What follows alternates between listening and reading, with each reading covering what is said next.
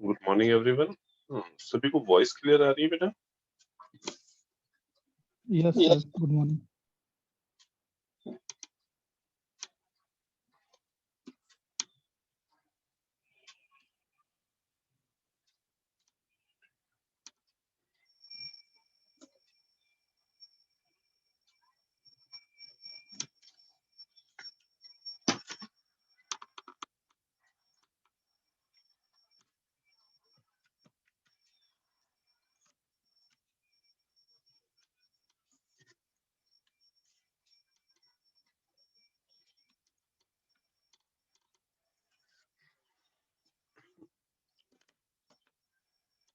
कल square law modulator में जितनी भी चीजें डिस्कस हुई थी उसमें कहीं पे भी किसी को कोई डाउट?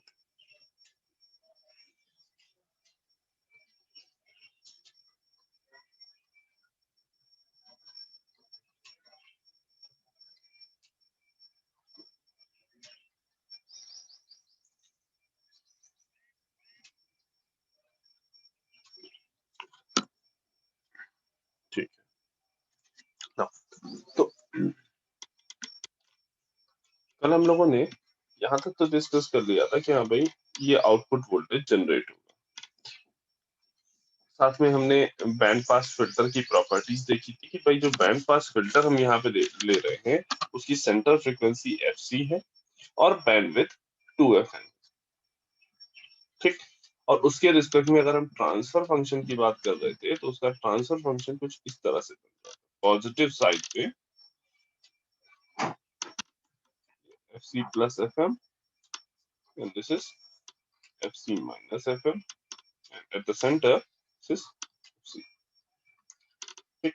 मीनिंग ये जो बैंड पास फिल्टर था ये क्या करेगा, इस फ्रीक्वेंसी रेंज को यहाँ से लेके यहाँ तक fc माइनस fm से लेके fc प्लस fm तक इस फ्रीक्वेंसी रेंज को इजिली ट्रांसमिट कर देगा। ठीक, विदाउट एनी एटेन्युएशन। एटेन्युएशन का मतलब क्या है, जब किसी सिग्नल को अगर गेन जो प्रोवाइड हो रहा है वो लेस देन 1 है, ठीक है, तो उसको हम क्या बोलते हैं, एटेन्युएशन हो रहा है। मीनिंग उसका जो एम्पलीट्यूड है, उसकी जो पावर है उसको हम कहीं ना कहीं रिड्यूस कर रहे हैं। ठीक। और तो इस फ्रीक्वेंसी रेंज में अगर सिग्नल इसको पास करेगा तो कोई प्रॉब्लम नहीं है, कोई एटेन्युएशन नहीं होगा, इजिली वो सिग्नल को पास करा देगा। ठीक। और अदर देन दिस रेंज, मतलब fc माइनस fm से बिलो और fc प्लस fm के अबव जितनी भी फ्रीक्वेंसी है उन सबको वो प्रॉपरली ब्लॉक कर देगा, पूरी तरीके से ब्लॉक कर देगा, है ना।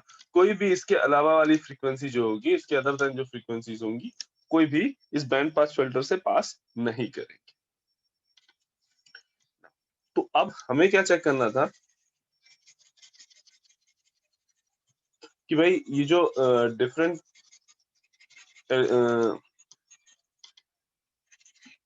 जो आउटपुट V0t आया उसमें जो डिफरेंट पार्ट्स है, इन पार्ट्स की अपनी इंडिविजुअल हाईएस्ट फ्रीक्वेंसी कितनी है, इनकी इंडिविजुअल हाईएस्ट फ्रीक्वेंसी कितनी है। ठीक, कि मतलब ये इनकी फ्रीक्वेंसी रेंज कहां से कहां तक लाई होती, क्या ये सिग्नल पास हो पाएंगे कि नहीं पास हो पाएंगे। तो हमने जब एमटी की बात की थी तो उसका फोरियर ट्रांसफॉर्म हमने ग्राफ में बनाया था कुछ इस तरीके से, माइनस एफएम से FM.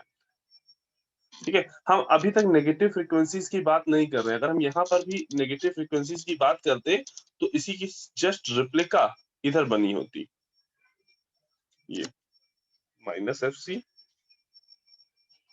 Minus F C plus F M minus F C minus. ठीक, मतलब जितनी रेंज ये पॉजिटिव में हम शो करते उतनी ही नेगेटिव में शो करते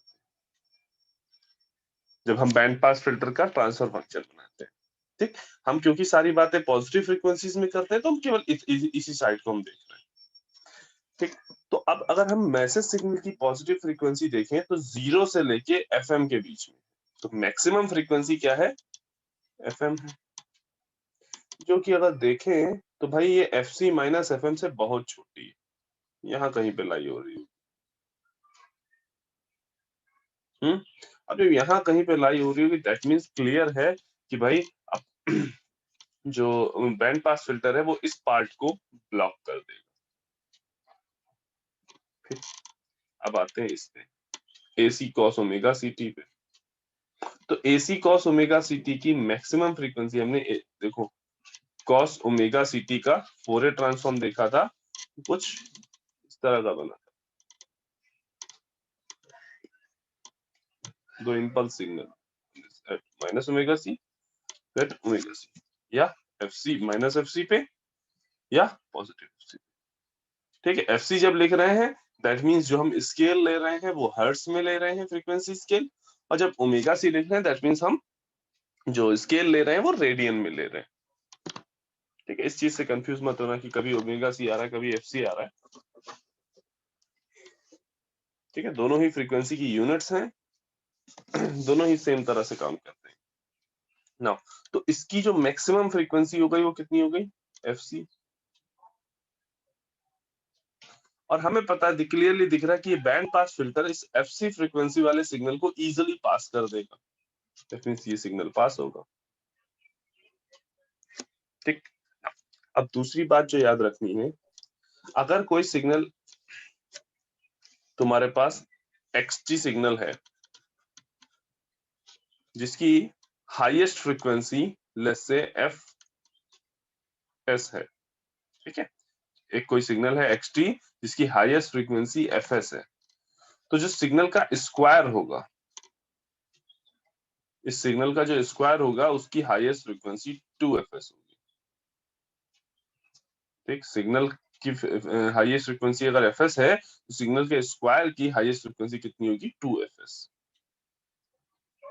ठीक, ये बेसिकली आता है कन्वोल्यूशन से, जब सेम टाइप के सिग्नल का कन्वोल्यूशन कर रहे हो उसकी वजह से ये फ्रीक्वेंसी डबल हो जाती है। तो इसकी फ्रीक्वेंसी कितनी हो गई 2FM। अगेन हमें पता है भाई जो FC माइनस FM है इसकी ये वाला जो FC माइनस FM की वैल्यू 2FM से बहुत ज्यादा है, तो मे बी यहाँ कहीं पे लाई कर रही होगी ये फ्रीक्वेंसी। तो हमें क्लियर है कि भाई इस फ्रीक्वेंसी को भी ये बैंड पास फिल्टर आगे जाने नहीं देगा। इस पे आते हैं भाई AC square cos square omega CT इस सिग्नल का स्क्वायर है, ये सिग्नल है इसी का स्क्वायर यहाँ पे लिखा हुआ, तो इसकी हाईएस्ट फ्रीक्वेंसी कितनी हो गई 2FC। अब 2FC भी FC प्लस FM से काफी ज्यादा है, यहाँ कहीं पे नजर आएगा।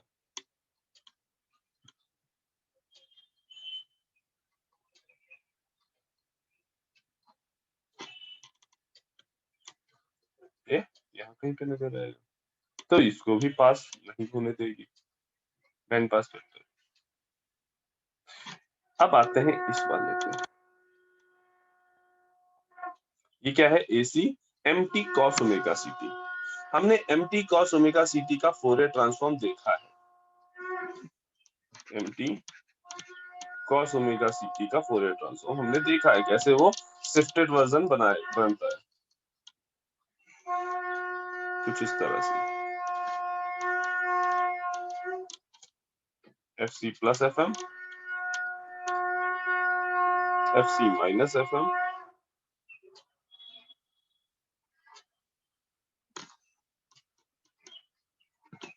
FC minus FM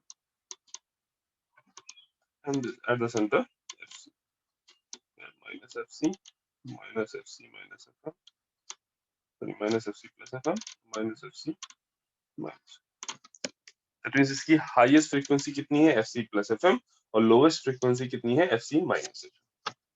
ठीक, इसकी लोवेस्ट फ्रीक्वेंसी हम कंसीडर कर रहे हैं, बाकियों की हमने नहीं कंसीडर की थी, रीजन कि बाकी जो भी सिग्नल्स हमने देखे उन सब की लोवेस्ट फ्रीक्वेंसी क्या थी 0, इन चारों सिग्नल्स की लोवेस्ट फ्रीक्वेंसी क्या थी 0, इसलिए हमने लोअर फ्रीक्वेंसी पे ध्यान नहीं दिया, केवल हाईएस्ट फ्रीक्वेंसी देखी।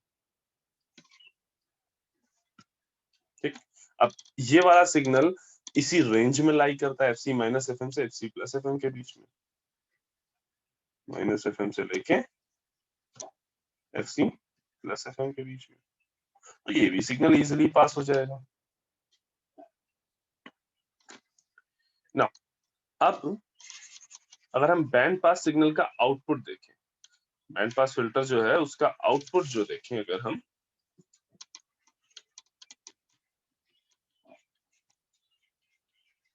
उसमें क्या आएगा, ये वाला term A naught A C cos omega C T plus ये वाला term 2a1 ac mt cos omega C T.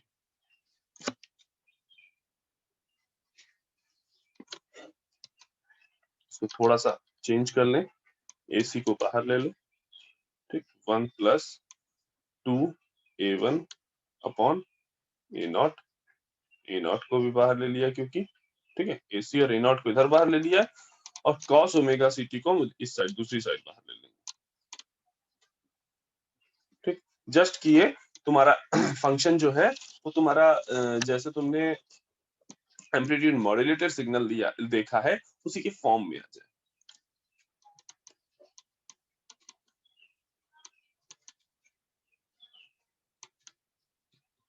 तो बैंड पास फिल्टर का जो आउटपुट है वो क्या है, ये आ गया।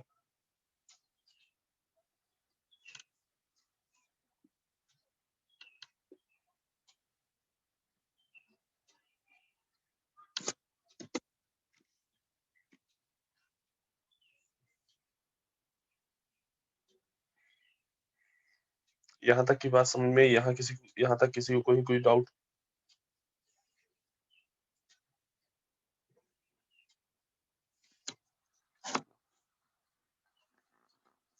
तो हमें जो यहाँ पे इससे जनरेटेड सिग्नल, जो एम्पलीट्यूड मॉड्यूलेटेड जनरेटेड सिग्नल मिला है, जो कि बैंड पास फिल्टर का आउटपुट है, वो क्या मिला है, A naught A C 1 plus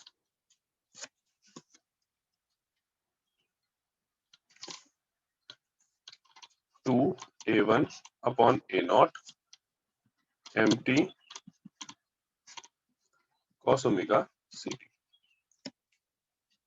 short कि यहाँ पे AC की वैल्यू क्या है, ए नॉट इंटू ए सी।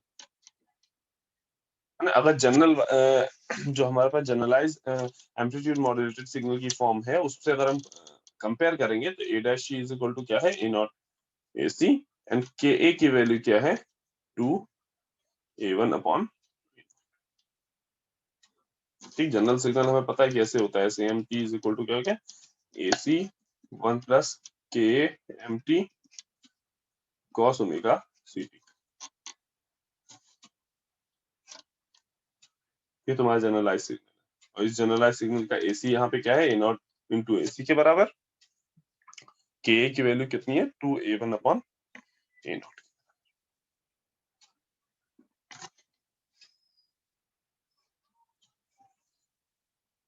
इतनी चीजों में कहीं किसी को कोई दिक्कत?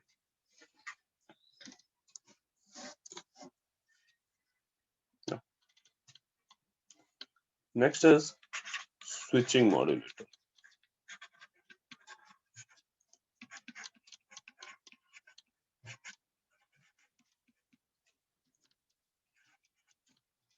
Next is switching.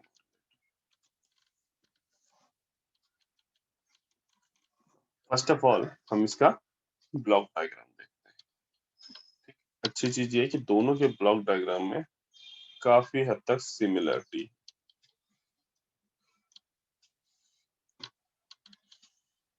दोनों ही सेम टाइप से काम करते हैं, ऑलमोस्ट दोनों का सर्किट सेम बनता है, बट डिफरेंट क्या है इसमें, जो इनपुट हम प्रोवाइड कर रहे हैं,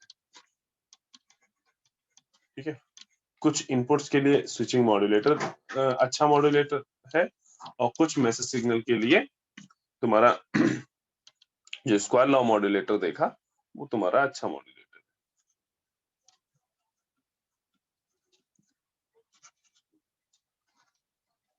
वहां पे स्क्वायर लॉ डिवाइस थी, यहाँ पे स्विचिंग डिवाइस,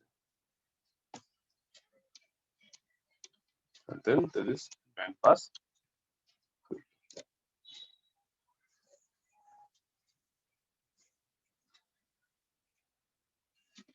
ठीक, इसका जो आउटपुट आएगा क्या होगा, एम्पलीट्यूड मॉड्यूलेटेड।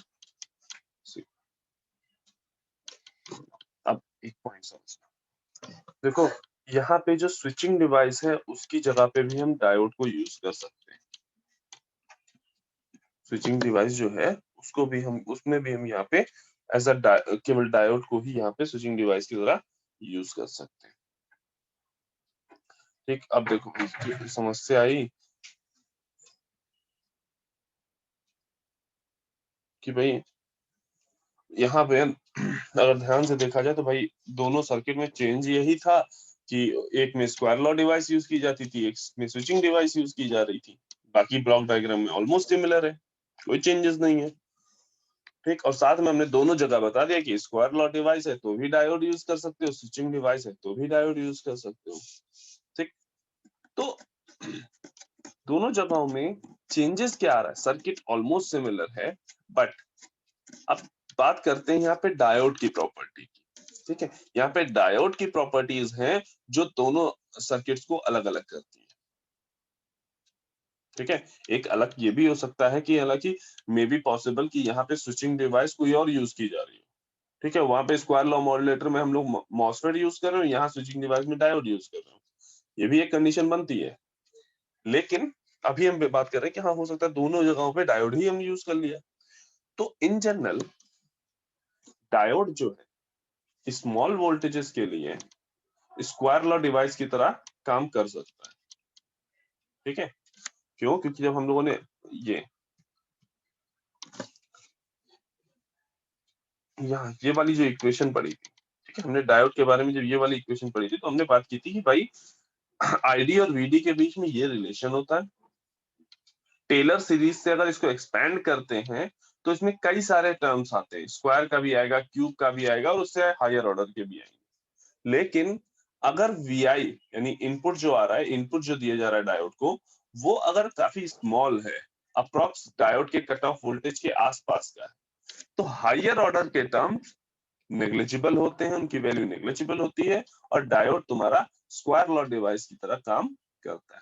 तो ये याद रखेंगे कि डायोड स्मॉल वोल्टेजेस पे ही, स्मॉल इनपुट वोल्टेजेस पे ही, ठीक है, स्क्वायर लॉ डिवाइस की तरह काम कर सकता है।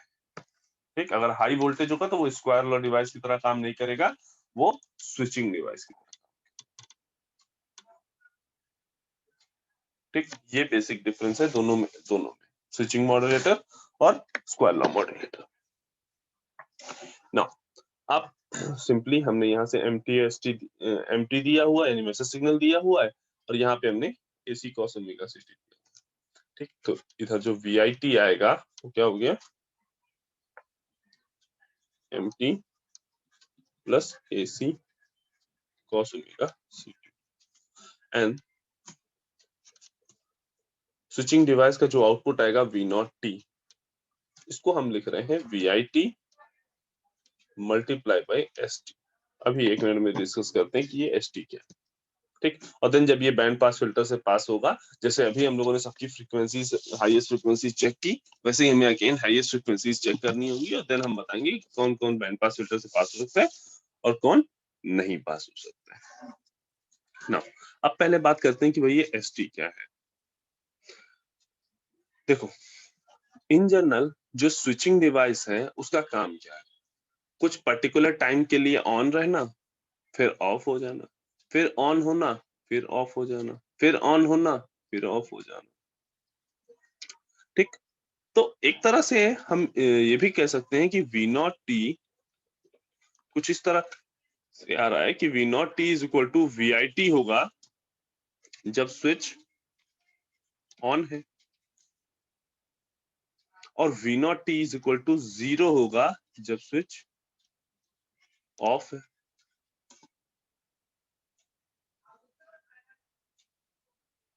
दैट मीन्स एक ऐसा सिग्नल है, जब एस टी एक ऐसा सिग्नल है जो एक पर्टिकुलर टाइम के लिए 1 है और एक पर्टिकुलर टाइम के लिए 0 है। जब स्विच ऑफ की बात हो रही है तो उस एस टी की वैल्यू 0 है, और जब स्विच ऑन की बात हो रही है तो एस टी की वैल्यू 1 है। हम मैथमेटिकली अगर हम स्विचिंग ऑपरेशन को डिफाइन करना चाहें तो इस तरह से डिफाइन कर सकते हैं। एक पर्टिकुलर टाइम के लिए जब स्विच ऑन है उस टाइम पे उस सिग्नल की वैल्यू 1 है और तभी वो इजिली इस इनपुट को ट्रांसफर कर दे रहा है और output V naught T is equal to VIT आ जा रहा है। ठीक, और जब स्विच ऑफ है तो ST की वैल्यू 0 है और उस टाइम पे आउटपुट क्या हो जा रहा है, 0।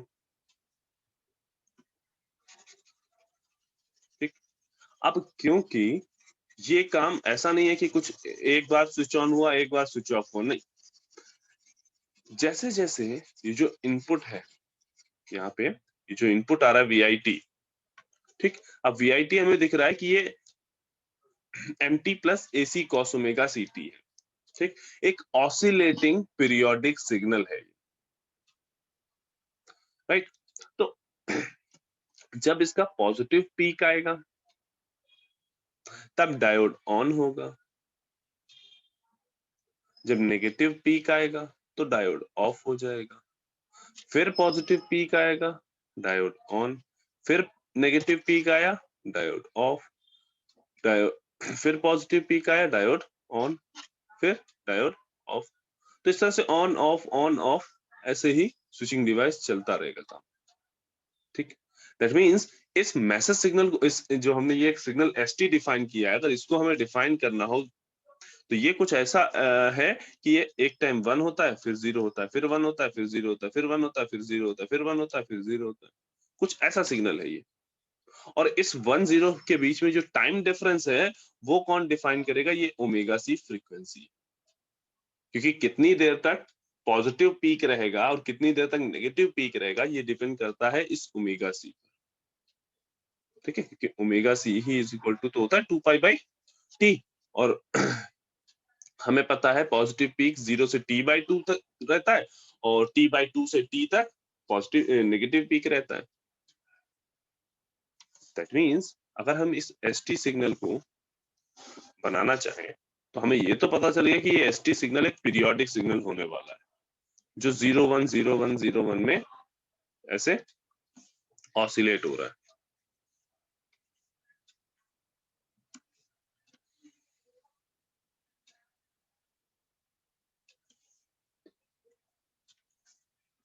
Right,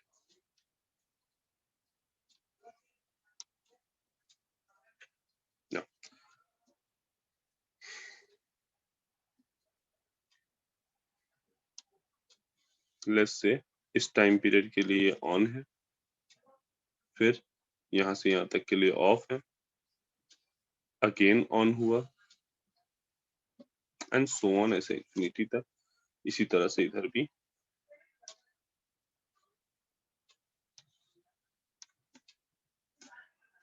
so on minus. ठीक, लेट्स से ये 0 है तो 0 से T/4 तक ऑन रहा,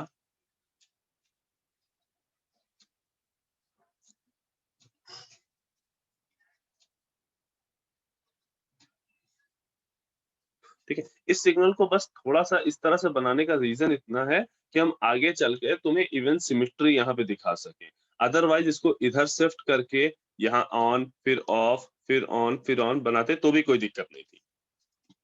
ठीक है, -T/4 -T/2 -3T/4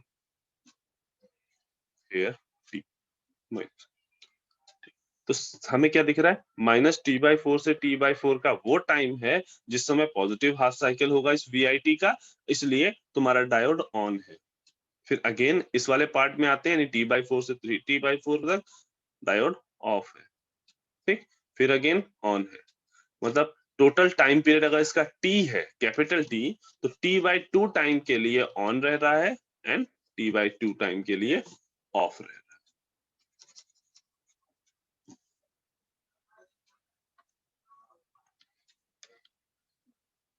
ठीक, इसको हमने, इस स्विचिंग एक्शन को हमने मैथमेटिकली इस तरह से डिफाइन किया।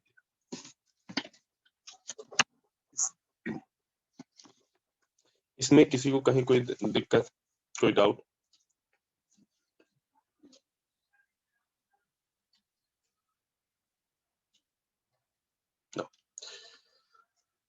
अब इस क्योंकि ये जो सिग्नल स्विचिंग सिग्नल हमने बनाया एसटी, ये एक पीरियोडिक सिग्नल है।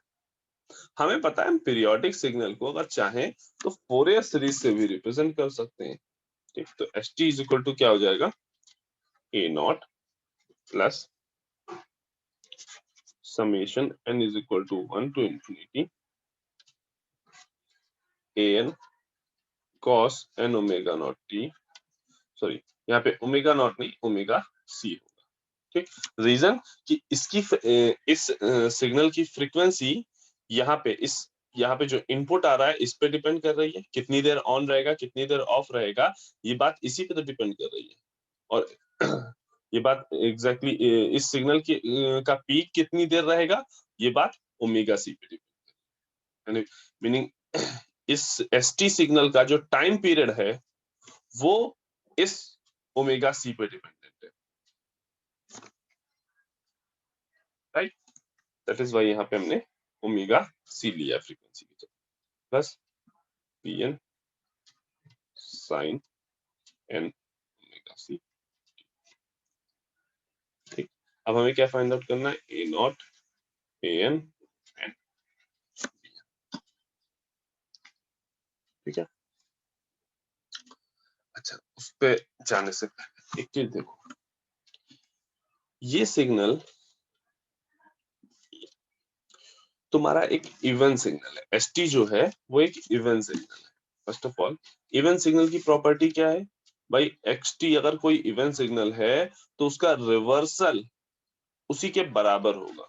अगर एक्सटी एक इवन सिग्नल है तो उसका रिवर्सल उसी सिग्नल एक्सटी के बराबर होगा। ये इवन सिग्नल का डेफिनेशन है।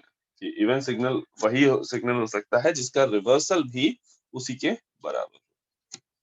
बराबर हो इन द सेंस सेम। ठीक, अब हमें पता है रिवर्सल करने का मतलब है इस वाई एक्सिस के रिस्पेक्ट में मिरर इमेज ले ली जाती है। ठीक, अब ध्यान से देखो, तो जितना ये है उतना ही इसी का मिरर इमेज यहाँ बना हुआ है, सिमिलरली यहाँ पे भी बना है। मतलब अगर एस टी का माइनस एस टी भी निकालोगे तो भी सेम आएगा। ठीक है, एक मिनट होल्ड करना बेटा।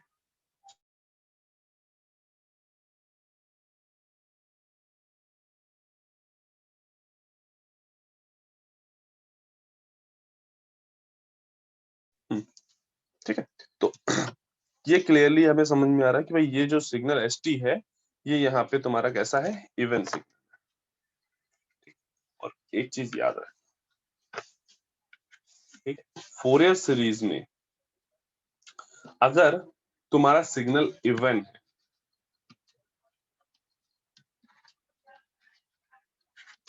अगर तुम्हारा इक्वल सिग्नल इवन है तो तुम्हारा bn की वैल्यू 0 होगी और an तुम्हारा नॉन जीरो। ठीक, फॉर ऑड सिग्नल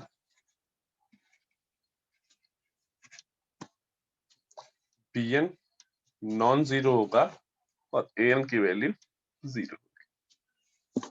ठीक है, इन जनरल कहीं, हाँ हेलो,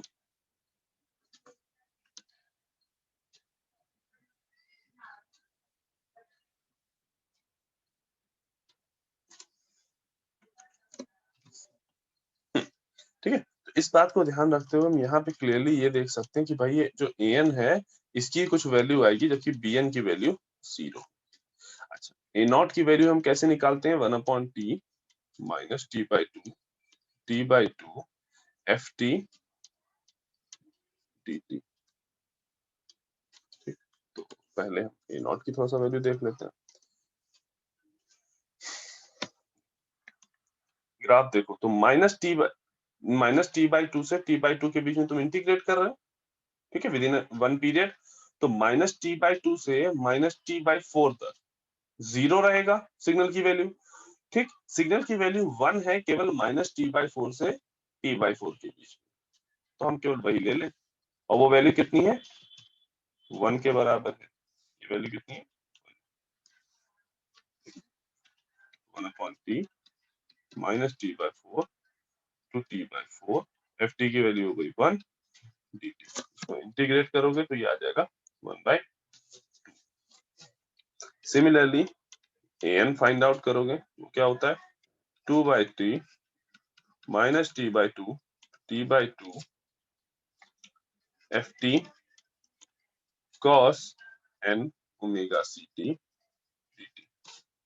अगेन ft की वैल्यू केवल माइनस t/4 से t/4 के लिए 1 है, अदर देन 0 है। ठीक, इस टाइम रेंज के हिसाब से देखना है, मतलब ये ना सोचने लगना कि सर बाकी यहाँ पे भी तो वैल्यू 1 है, नहीं, हम केवल इंटीग्रेशन कर रहे हैं t/2 से माइनस t/2। इस वजह से हमने देखा कि हाँ, इस लिमिट के अंदर अगर हम देखें तो केवल माइनस t/4 से t/4 के बीच में वैल्यू 1 है, बाकी जगहों पे वैल्यू 0 है। तो ये क्या हो जाएगा t/4 t/4 से t/4 1 into cos n omega naught sorry omega c t। ठीक, अब हम ये मान के चलते हैं कि ये इंटीग्रेशन तुम लोग इजीली कर लोगे। ठीक, तो हम इसका डायरेक्ट सॉल्यूशन लिख रहे हैं, इसको खुद से सॉल्व करके एक बार देखना। 2/n pi sin n pi by 2। ठीक, normal cos n omega ct का इंटीग्रेशन है। ठीक, सिंपली इसको इंटीग्रेट करना। ठीक है, साथ में यहाँ पे एक चीज ध्यान रख सकते हो कि ये जो यहाँ पे जो t है, t इज इक्वल टू क्या है 2 पाई ओमेगा c। इस बात को याद रखता हूँ तब इंटीग्रेशन करना।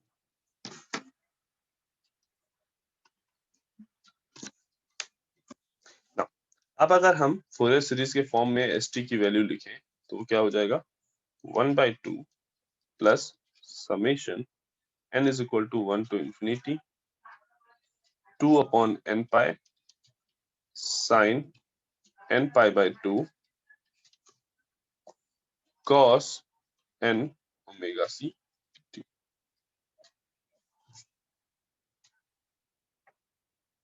है ना।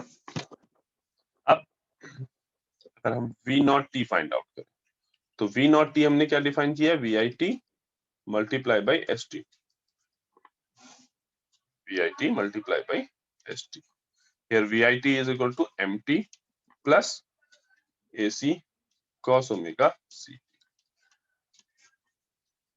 multiply by 1/2। इस समेशन को हम ओपन कर रहे हैं। ठीक, plus 2 upon n is equal to 1 रखेंगे तो 2/पाई। ठीक, sine n is equal to 1 तो ये क्या हो जाएगा साइन पाई/2 साइन 90 हो गया 1 cos n omega C T plus जब n इज इक्वल टू 2 रखोगे, ठीक, तो इधर तो कोई चेंज नहीं आएगा 1/पाई बचेगा इधर। और यहाँ पे जब n इज इक्वल टू 2 रखोगे तो क्या बन जाएगा साइन पाई। 2 और 2 कैंसिल हो जाएंगे और ये क्या आएगा साइन पाई। और साइन पाई की वैल्यू 0 होती है। साइन पाई की वैल्यू 0 होती है। ठीक, इसी तरह से जब n इज इक्वल टू 4 रखोगे तो ये क्या बनेगा साइन 2 पाई, उसकी भी वैल्यू 0 होती है। ठीक, तो जितनी भी n की जितनी भी n की इवन वैल्यूज है उन सब के लिए ये फंक्शन 0 होगा। ठीक, बाकी क्या बचेंगी ऑड वैल्यूज, यानी n की वैल्यू अभी हमने 1 रखी, 1 के बाद 3 5 6। ठीक, तो उनको हम यहाँ पे केवल हायर ऑर्डर टर्म्स लिख रहे हैं।